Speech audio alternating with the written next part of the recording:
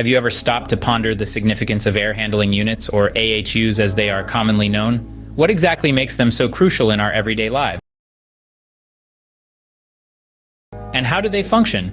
These are questions we often overlook, but the answers are incredibly fascinating and vital to our comfort and health.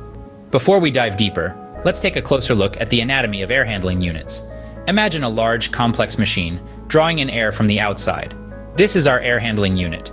It comprises a series of filters, heating or cooling coils, a fan, and an exhaust section. Each part plays a crucial role in the process of ensuring the air we breathe indoors is clean, comfortable, and safe. Air handling units are like the lungs of any large building. They are responsible for circulating fresh air throughout the structure, replacing the stale, used air. But how do they achieve this? The answer lies in a beautifully orchestrated cycle of air treatment. Visualize the process we just discussed. Think of the AHU as a giant lung, taking in a deep breath of air from the outside. Watch as the particles of dust and dirt are trapped by the filters, and the air being passed over the heating or cooling coils. This is how the AHU adjusts the temperature of the air, making it just right for the building's occupants. Firstly, the AHU draws in air from the outside. This air, however, is not immediately fit for circulation. It could be carrying dust, it might be too hot or too cold, or it might be too humid. It needs to be treated before it can be sent into the building. This is where the first component of the AHU comes into play, the filters.